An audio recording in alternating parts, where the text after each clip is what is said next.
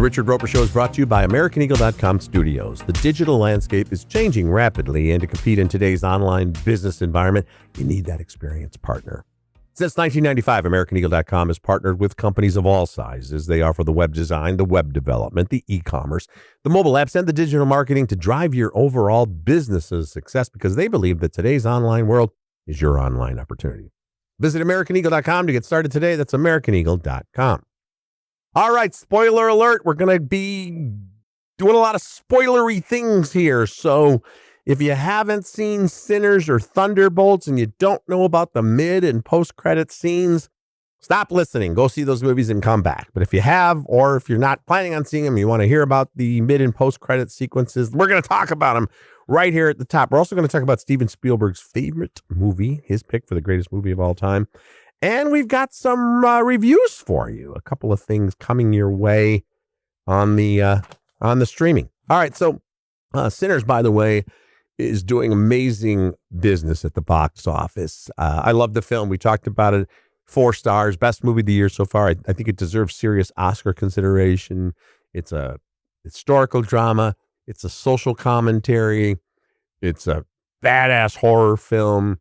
It's got everything and some unbelievable music. Some of the best music I've heard in any movie this decade. So Sinners, it's really good. Ryan Coogler, to have another huge success, but also I love the fact that yes, it's getting amazing reviews, but it's also getting incredible word of mouth, and people are going to check this out and taking a chance on a hard R musical vampire horror comedy drama. And the drop-off, opening weekend has been such a big thing for generations now in Hollywood. And there's always a drop-off, almost always a big drop-off from week 1 to week 2. One of the most famous examples, the exception that proves the rule, is Titanic back in the day, because it did like $25 million and it did it for like 12 straight weeks. It kept doing like the same, like huge amount. And Sinners had a very minute, relatively small drop-off from week 1 to week 2, which is really kind of cool to see, and continues to do really well at the box office. So that's super cool. I mentioned when I first saw the film a week or so before it came out, I said, movie PSA, stay in your seat. There's a mid-credit sequence and there's a post-credit sequence. So we're going to talk about Sinners and Thunderbolts as well, but we're going to talk about Sinners. And the thing about Sinners, and if you've seen it, you know what I'm talking about. And I did hear from some people saying, I wish I'd seen your tweet because I got up and left. So Sinners ends with this, giant massacre and this huge set piece. And then halfway through the credits, we find that the character of Sammy, this jumps all the way forward to the 90s, and he's now played by Buddy Guy, and he's a big-time musician in Chicago, just like Buddy Guy is in Chicago. And Vampire Stack and Mary visit him, so we find out that they actually escaped getting killed at the end of the main story. And they had made a deal that they wouldn't touch him. Now it's near the end of his life, and they offer him immortality.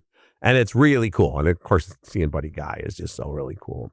Here in Chicago, it's amazing. You can still go see him. Buddy Guy's legends. I have lived within a few blocks of there for most of my adult years, and it's just really cool. And Buddy Guy's great in this. So the mid-credit scene in Sinners really kind of takes us, it's not just a little Easter egg. It's like, here's what happened to arguably the 3 main characters in the movie, 50 some years later. So it's really cool. And I understand some people are like, why didn't he just put it at the end of the movie? No, it works better this way. If you didn't stick around, you're okay. But if you get it, what a treat to see that. And then at the very end, a post-credits scene, you get back to Miles Keaton as young Sammy in his father's church singing This Little Light of Mine on his guitar. And it's what you're seeing there, his one of his last moments of peace and happiness before that crazy apocalyptic event in his life. So mid-credits, we go to the 90s, where Sammy has become a famous blues musician. And then post-credits, we get this really cool musical number. So if you haven't seen Sinners, I'm sorry if I gave it away, but I warned you. Now in Thunderbolts, you get a mid-credit scene that's just pure humor that they like to do in the Marvel movies a lot. Red Guardian is in a grocery store, and he's trying to get recognized by a woman who's looking at a box of Wheaties because the Thunderbolts have become celebrities, and now they're on a box of Wheaties. Fun stuff. Now, in the post-credit scene, which I believe is the longest post-credits or mid-credit sequence in Marvel history, and they've been doing this for pretty much all the movies, the Thunderbolts have a new base, and I could be wrong about this. I think it's 18 months, but it's at least a year after the events of the movie.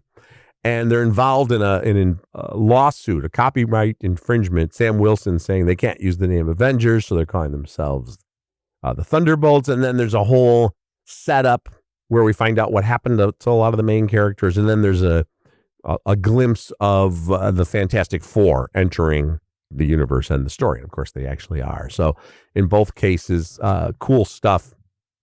As far as mid-credits and post-credit sequences in general, for a long time, I was like, in a lot of cases, it was really just an advertisement for the next chapter. And a lot of times that wouldn't happen if the movie didn't do well, or, so you'd get the introduction.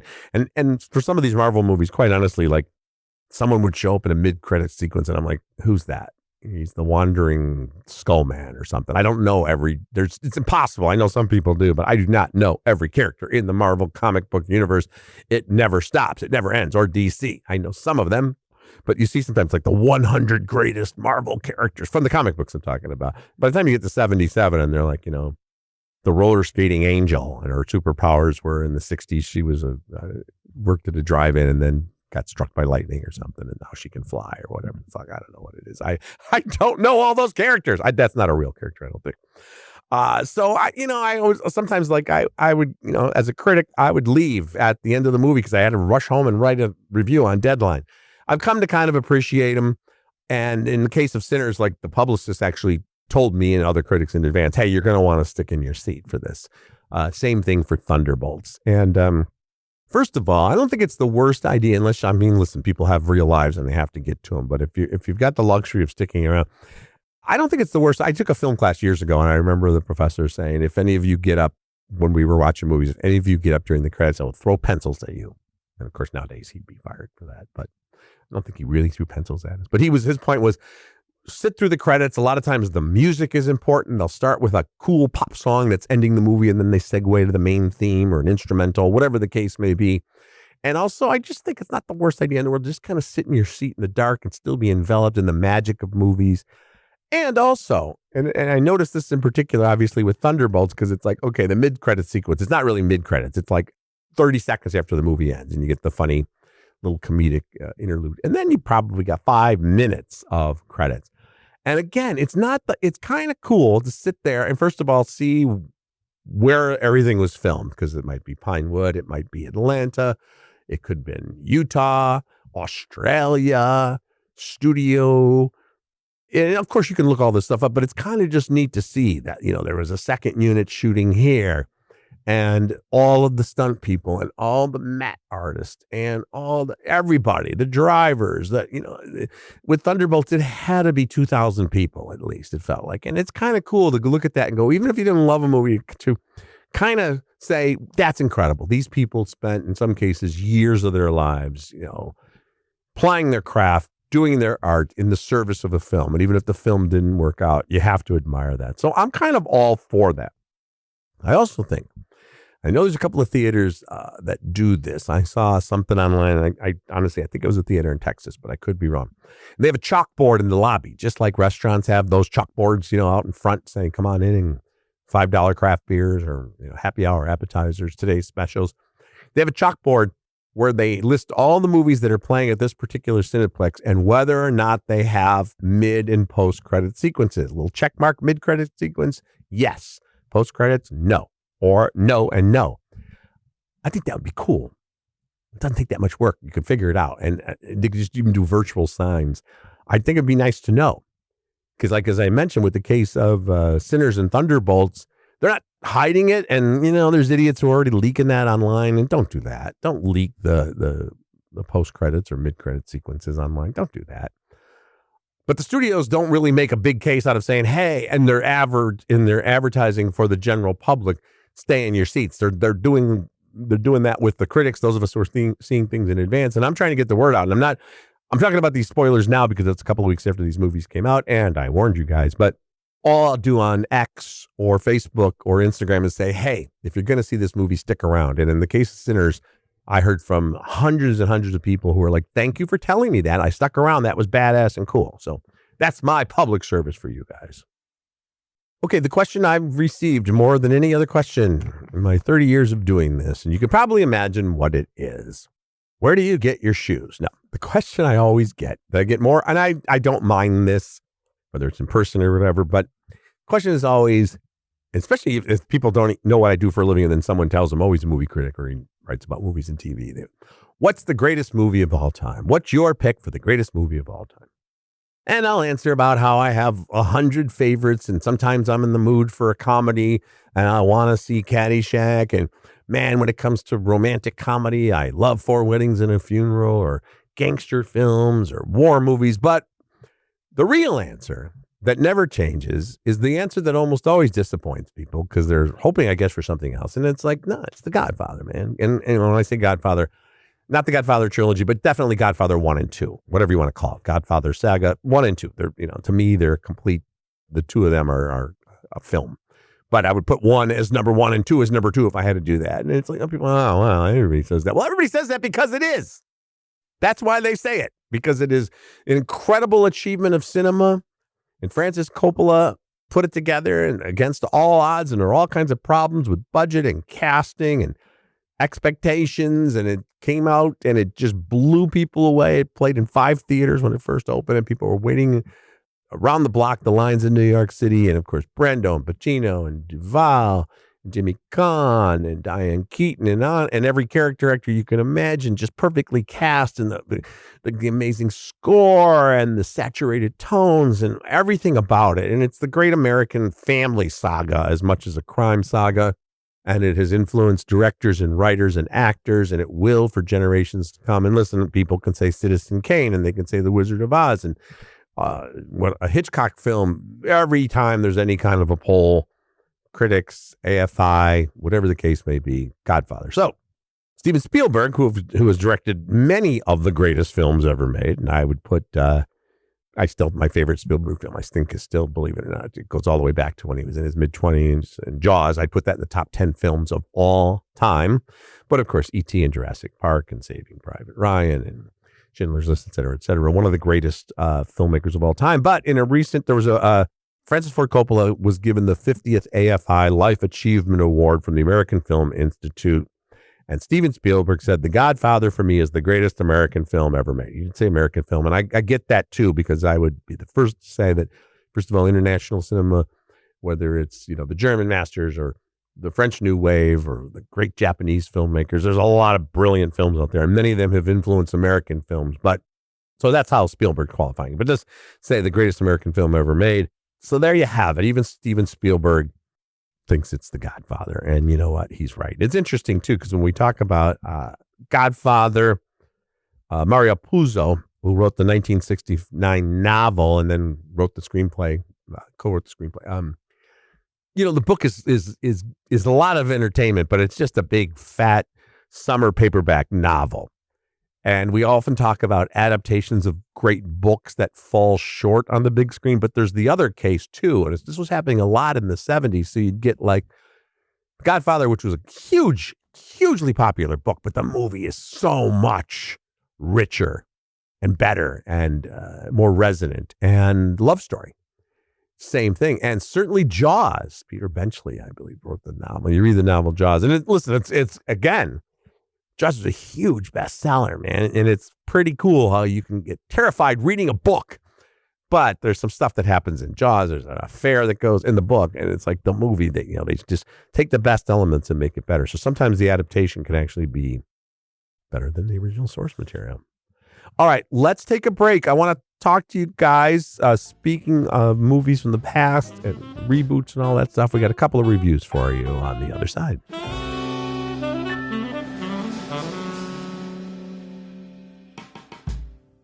All right, let's talk about Portillo's. Now, they, of course, are known for their famous Chicago hot dogs with all the freshest and tastiest ingredients, right down to that poppy seed bun. And then, of course, there's the legendary chocolate cake. If you're hearing this right now, that means you are alive and near a computer. That's all you got to be. That's all you need to go to Portillo's.com and check out their entire selection of stuff you can get anywhere in these United States of America. Now, if you're blessed enough to live near a Portillo's, then you don't have to worry about getting online. Just go to the store, get the hot dogs, get the Italian beef, the salads, the chicken. They got it great. And then, of course, the chocolate cake, the single greatest item of all chocolate cake items in the history of humanity. You think I'm overstating that? I am not. Go and find out yourself. Go to the store, order online.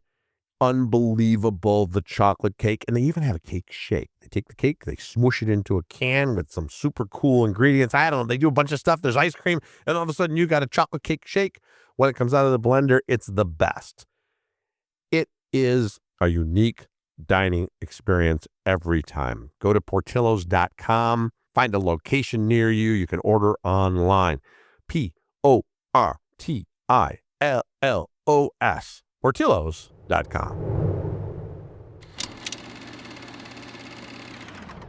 Text Danny and Claude. ETA 431. Please be ready. Danny says you are not the f***ing boss of me. I will emerge when the magic hour light is perfect. Take me in. Get in the car! We've been friends for 30 years. I love all of you, plus... Please do not talk about your other hotter friend group. It hurts my feelings. I know, but that's so hot. Are you guys happy? What kind of question is that? Come on. We are going to Burning Man next month. Let's run the boat. It's not about you guys. Okay, that's a little bit of audio from The Four Seasons. It's a limited comedy series coming out on Netflix. Now, I don't know if a lot of people remember this film, and I had to go back myself. I mean, I remember that it came out, but it wasn't a huge hit, but it had a pretty good following. There was a movie called The Four Seasons in 1981. It was written and directed by Alan Alda, who also stars in the movie. It had Rita Moreno and Carol Burnett, a lot of great character actors and leads from the time. And The Four Seasons was basically about these couples who get together 4 times a year for vacations. Kind of a classic, kind of dramatic comedic conceit, right? And of course, life-changing events happen over the course of those 4 seasons. And it was 1981, but it kind of feels more like those slightly naughty adult, if you will, comedies of the 60s and 70s in tones. Not all of it works, but a great cast and interesting material. So it's not something that I would have thought of, of all the things that are being rebooted and remade and reinterpreted. It never occurred to me that anybody would want to do The Four Seasons. But it's Tina Fey, the great Tina Fey, along with her fellow 30 Rock writer-producers, Lang Fisher and Tracy Wigfield. And I guess they've always loved this movie. So Tina Fey says, it's just kind of a cozy and aspirational film, she told Netflix, telling the story of your life and where you've been.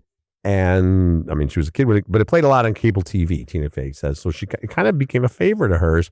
So I think it's an 8-part limited series on Netflix. It's very strong. I will say this, there are a couple of uneven moments and some late developments that kind of felt a little arbitrary, like, oh, we got to put in some, huge dramatic turn here. But it is kind of like the equivalent of getting wrapped up in a cozy sweater and returning to kind of character-driven, episodic television. And I do like the fact that it's about mostly, there's some young characters in here, but it's mostly about these couples who are all around 50. People that have been, and who are great friends, but in different places in their relationships.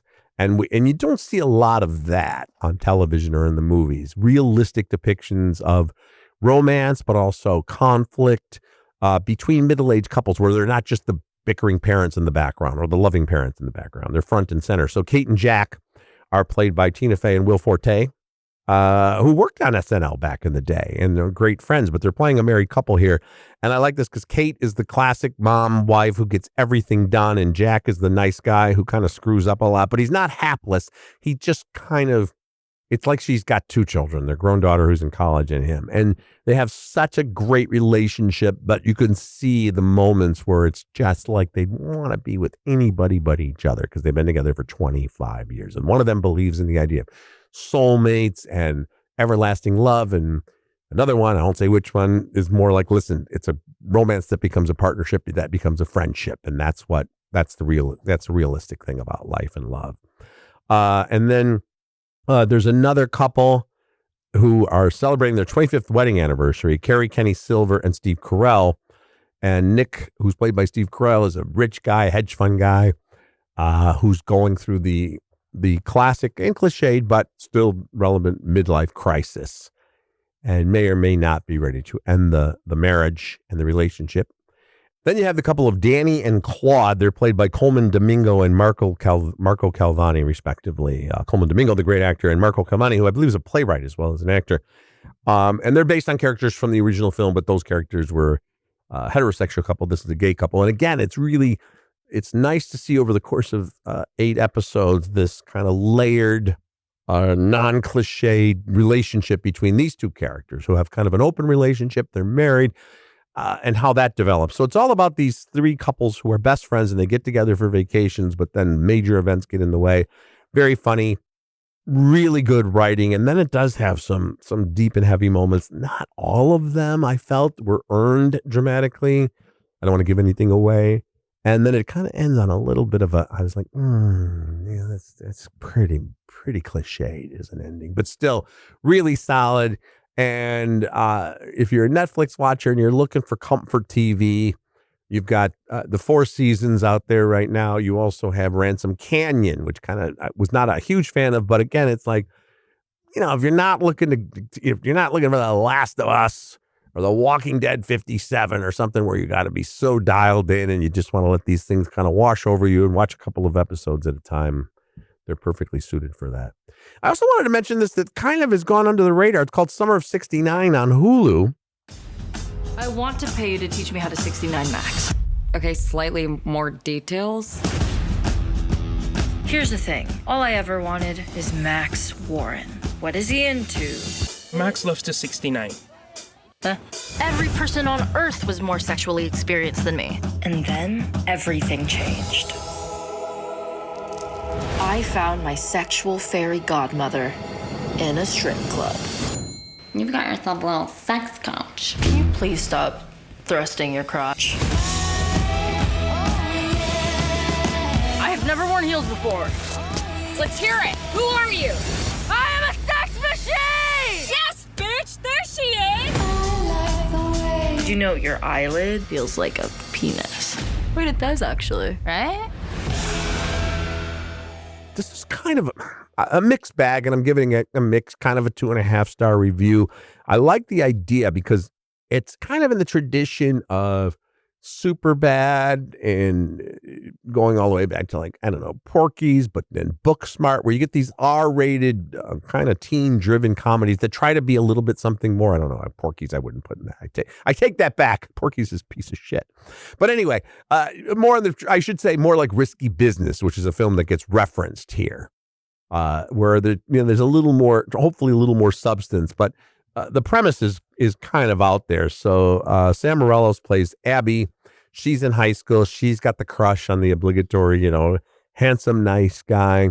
She's the awkward senior, and she wants to, get with her crush since grade school before graduation. She hears that he's into 69, the actual act of 69.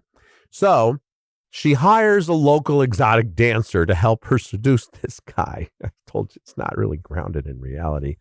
Chloe Fineman, who I love, SNL, of course, master of impressions and just a really good actress. And so she plays the exotic dancer whose name is Santa Monica. I think that's what her name is, Santa Monica. Probably not her birth name. And it's kind of I guess it's a stripper name or an exotic dancer name. Oh, Santa Monica. But then you realize her first name's Santa, which is kind of odd. So she's going to teach this girl in exchange for thousands of dollars in cash, which she needs to save the exotic dance club from going under. And the high school girl's going to pay her all this money so she could learn about the sophistication and the ways of sex. And that's the premise. They're really good together, and it has some great moments. And there are some, like I mentioned, there's references to Risky Business. There's a nod to Real Genius, which is another terrific, not really a teen, more of a college comedy. And you also have all these great supporting actors, Alex Moffat, SNL, Paula Pell, who's a great writer, famous mostly for her writing, Charlie Day, Natalie Morales. It has no relationship whatsoever to anything resembling the real world, and it's a razor thin premise that's kind of stretched to the breaking point. But I kind of admire it because it kind of goes balls out, kind of gets into some politically incorrect, unwoke stuff. So again, if you're looking for something little, it's a feature film. It's not a series. It's like, an hour and 40 minutes. It's called Summer '69. It's on Hulu. There's so much stuff out there. I try to keep up with all the big things like Thunderbolts and Sinners and movies like that, but also let you guys know about what's happening in the world of streaming. So there you have it for this week's edition of the podcast. We'll talk again soon.